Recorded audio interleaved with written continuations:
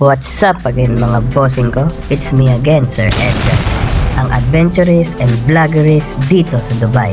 Let's go! What is up mga bossing ko?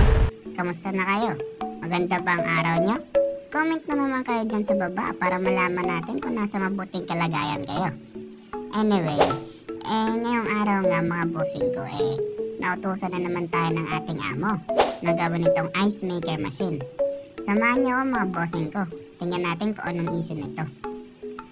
Ang issue nga pala nito mga bossing ko hindi gumagana or nawala ng power mga bossing ko. Kaya titignan natin kung saan ba siya nagkulang. Saan ba yung sira niya? Una kong tinignan dito mga bossing ko is yung capacitor niya.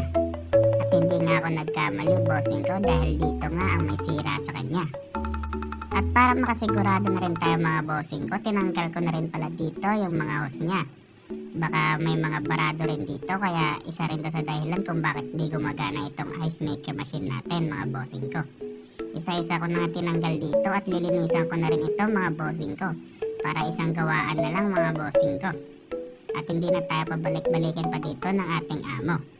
Kaya yan mga bossing ko, tamang balik-balik lang tayo dyan at pagkatapos arit tanggalin yung mga dumi-dumi dyan mga bossing ko. At dito tinesting ko na nga mga bossing ko kung umaandar na nga ba siya, at yun, okay na nga.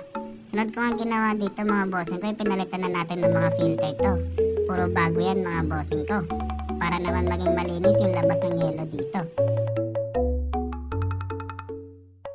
Tamang palit nga lang ako dito ng mga filter mga bossing ko, para hindi na sa atin sa susunod iutos ito dahil nagawa na natin.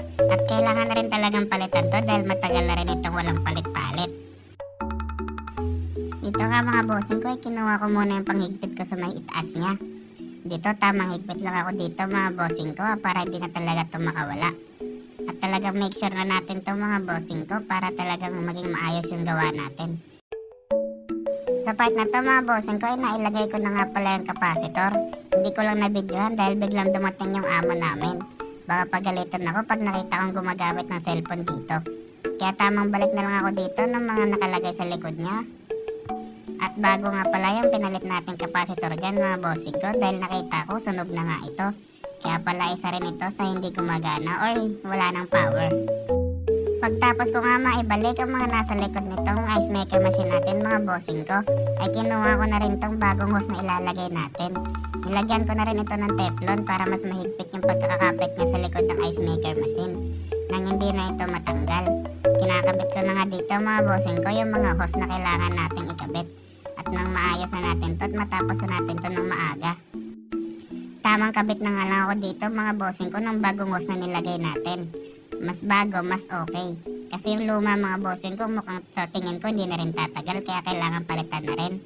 Habang maaga, palitan na rin natin para hindi na natin babalik-balikan pa. At yun mga bossing ko, natapos na natin. Kaya yan, gumagana siya at nag-yelo na siya. Hindi na siya parehas ng dati na hindi siya nag-yelo at di lumalamig mga bossing ko.